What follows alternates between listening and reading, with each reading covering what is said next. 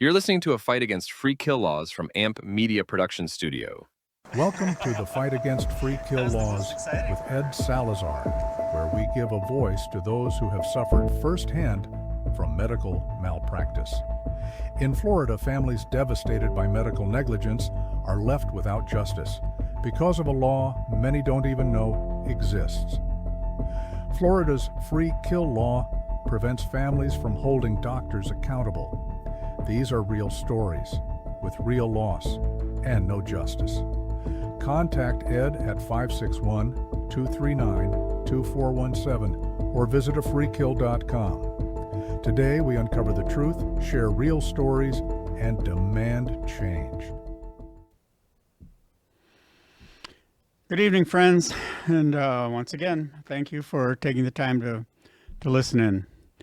What we're going to do this evening, we're going to talk kind of a recap of some of the stories we've had so far. We have, any of you who have been following, know that there are just some very heart-wrenching, compelling stories out there. And quite a few people, from what we see and our viewership and followers, are relatively new. So I've asked these wonderful people here at AMP2 Media to, kind of make a catalog of the YouTube podcasts, the podcasts we've done that are available on YouTube.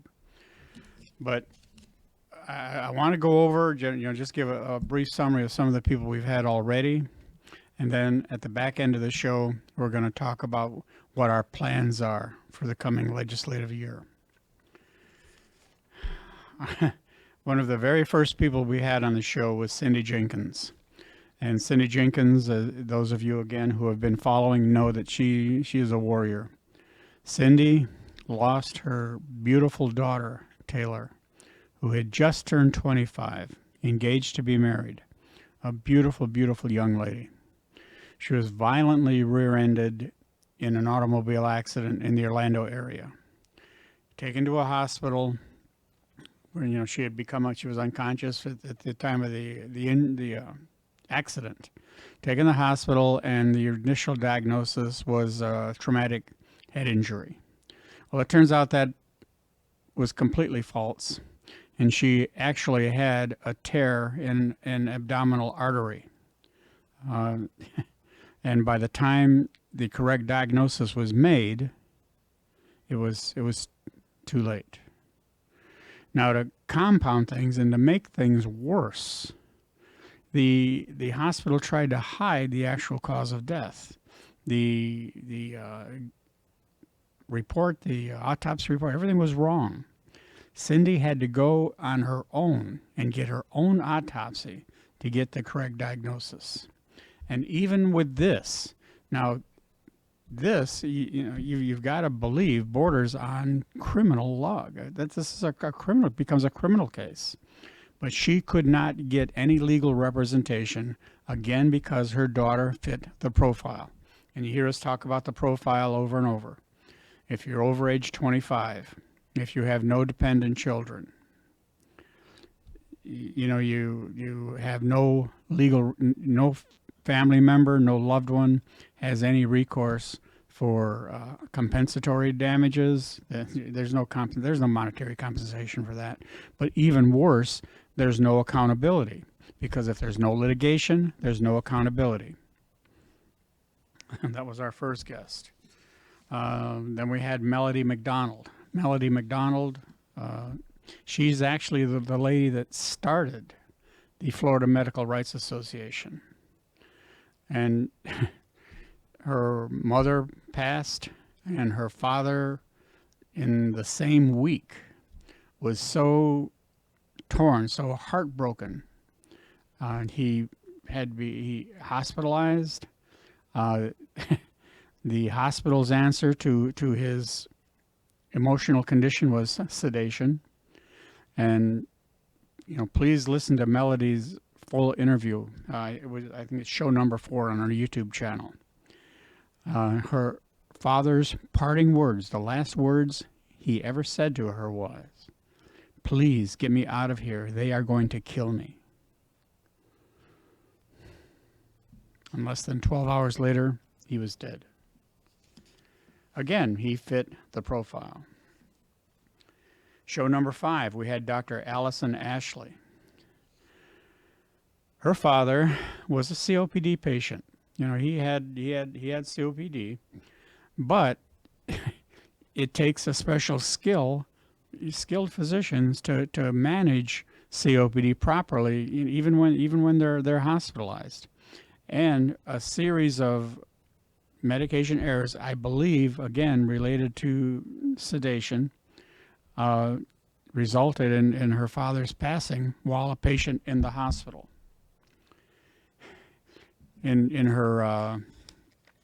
the interview she did with us, she referenced a book by a PhD by the name of Gary Null, who wrote a book, Death by Medicine.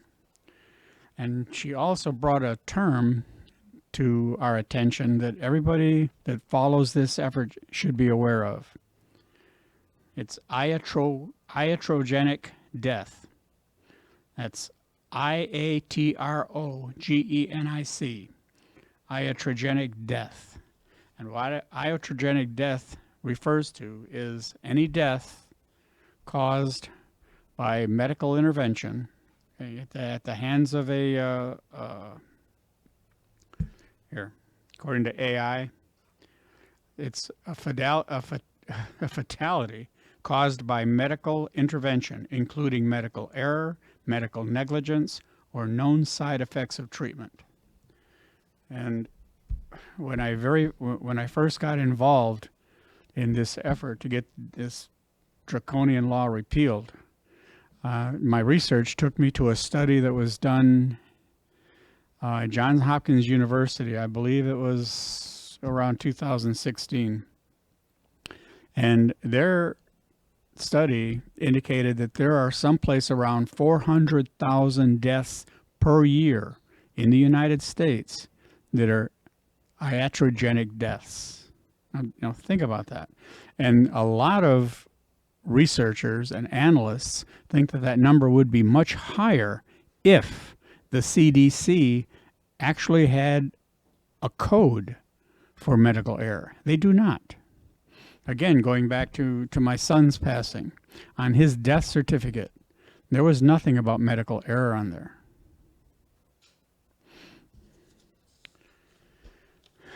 On our 6th show, we had Jana Ben Nun and her son Ethan. Jana's father was treated by an unsanctioned therapy for COVID outside of a hospital by 2 physicians.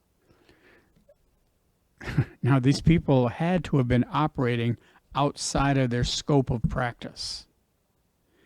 Yet, because her father fit the profile, they found that there was no recourse to try to claim any sort of judgment, any sort of justice for that death.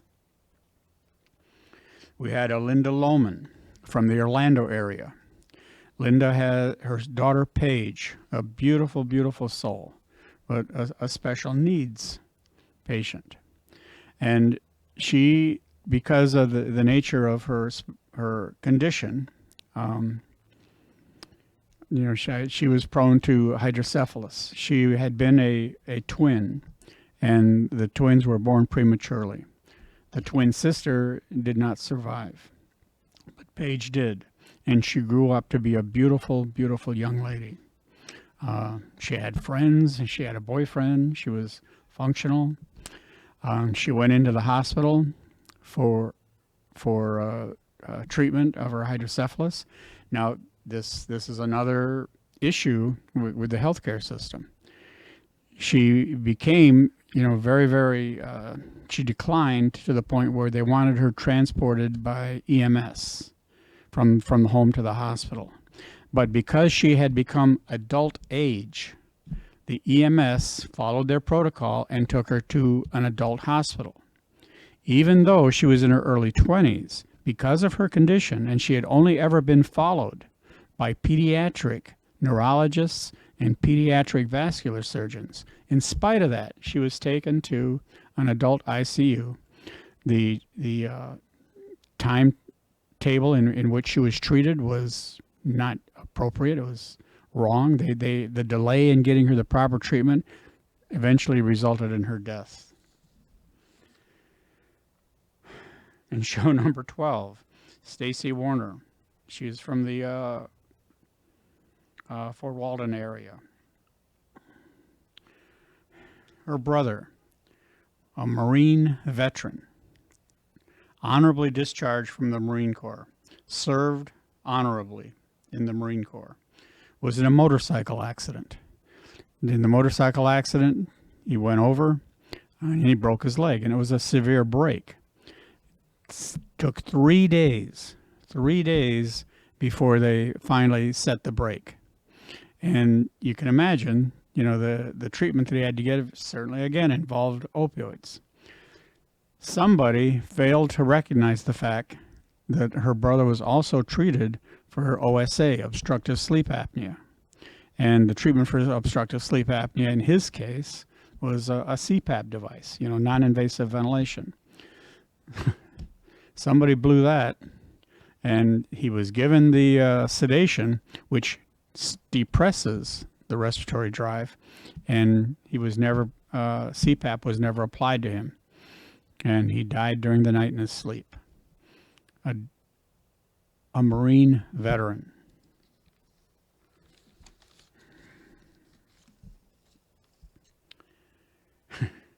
In show number 15, we had Veronica Morrison from the Miami area.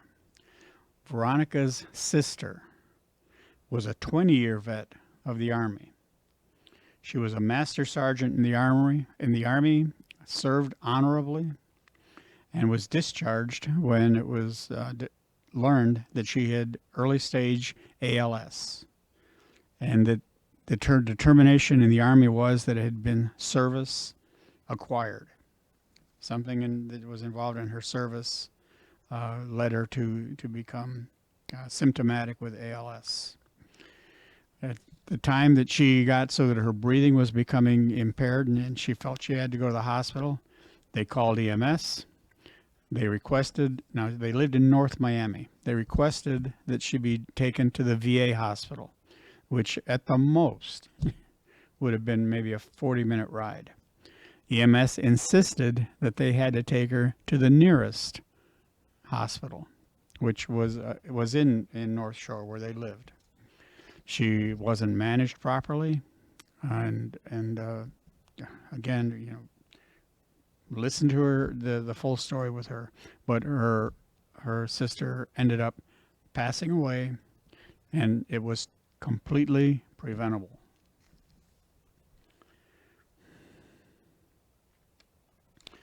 On show number 11, we had Lori Korienko and Beth Potts.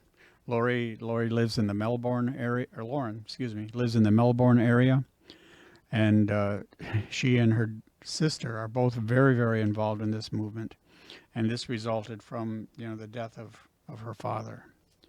And her father had been a very healthy man in his 70s, very active, very physically healthy.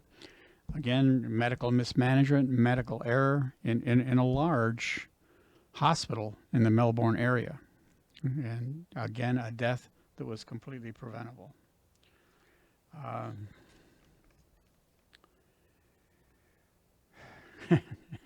In show number 18, we had Mary Jo Rees.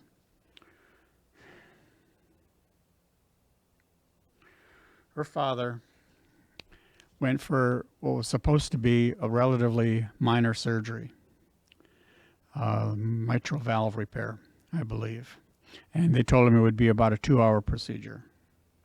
It ended up being much more involved. The physician even admitted that an error had been made. The response that they received from the hospital staff was very cold, very calloused. You can speculate. I do. I speculate on this. If they realized that he fit the profile, then might there have been some motivation not to pursue him as vigorously as they would another patient with another condition. In show number 21, we had Teal Greeter. This was in the Sarasota area. Teal's beautiful mother. She was full of life. She loved life. She sang. She played with kids. She skateboarded. She was a woman that was just full of life, loved her family. She had a perforated bowel. Should have been no big deal to take care of. But through a series of errors, mismanagement, and medical error, she developed an infection that she couldn't recover from and eventually passed. Karen Aguilar. Karen is in Wesley Chapel, I believe. Her father, again, full of life, loved his family, very involved with his kids and his grandkids.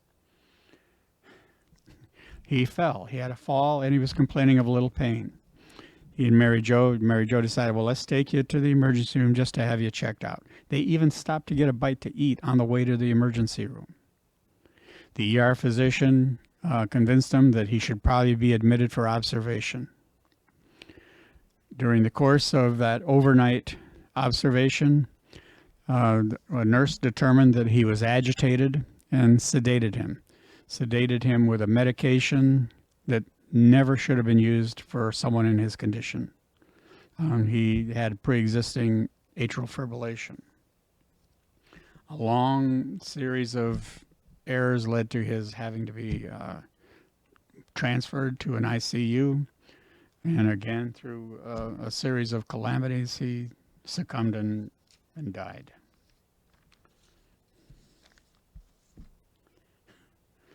Show number 27. We had Katie Cowart. She's an RN.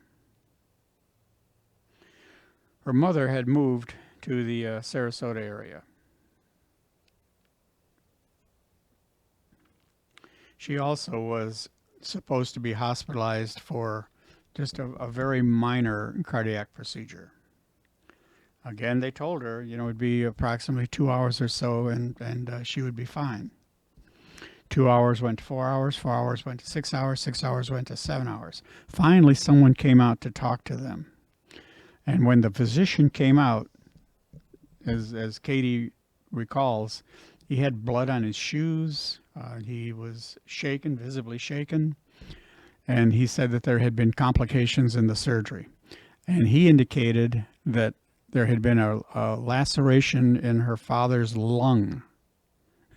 Now, this was going in for a cardiac procedure, but there was a laceration in the lung, which he seemed to attribute to a mismanagement of the breathing tube, the endotracheal tube. Now, folks, I've been a respiratory therapist for a long, long time.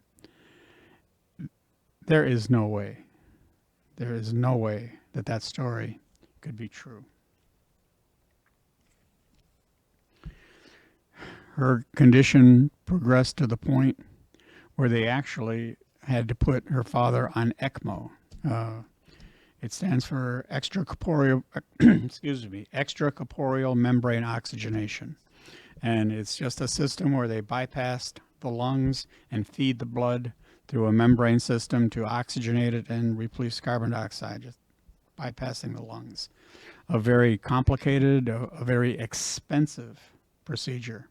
And a procedure that your chance of surviving this are better the sooner you can come off. He was on ECMO for 12 days, and he succumbed and died. We have some other stories. Elsa Peterson.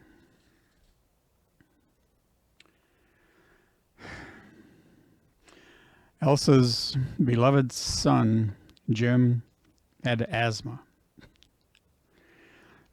He was having some anxiety, getting his life in order, starting a new job, started expressing some distress. They sent him, he went to an urgent care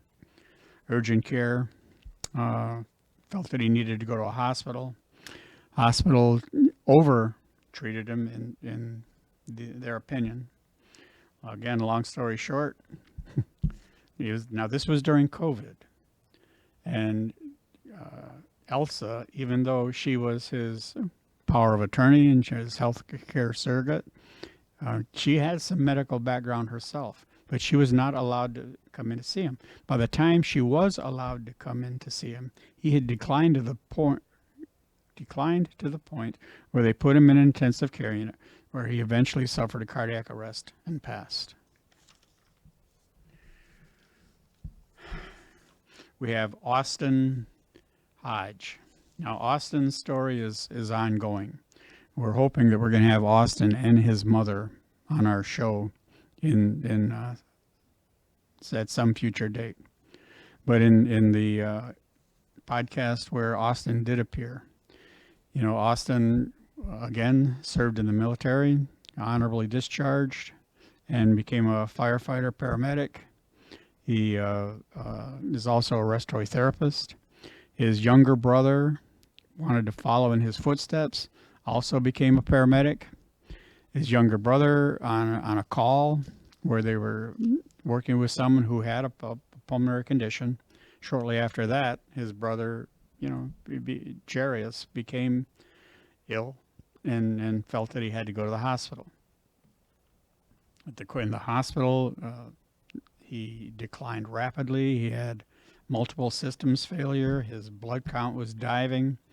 But the thing that was glaringly obvious was the fact that it took them 3 attempts to establish a proper airway so that he could be ventilated properly.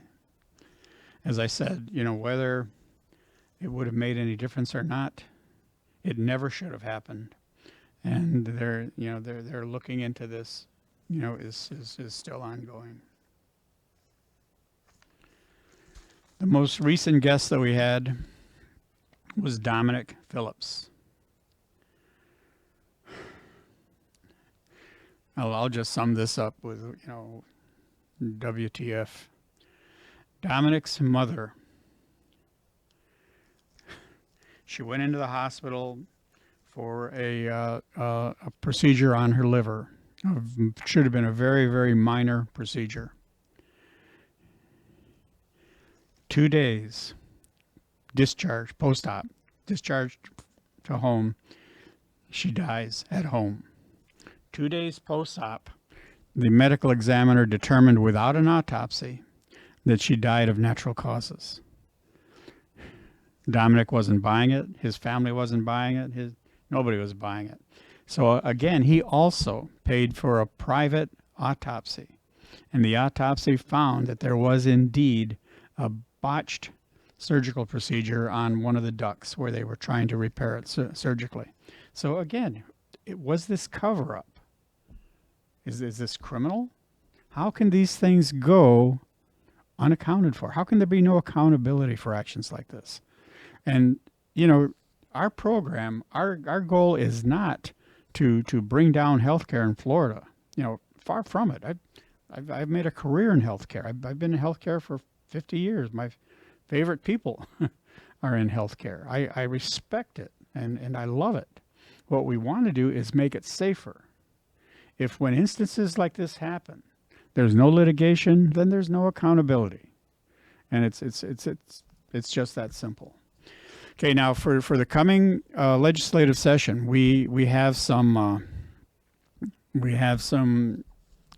action plans. Could you bring up the different websites and locations that the people that want information about our movement?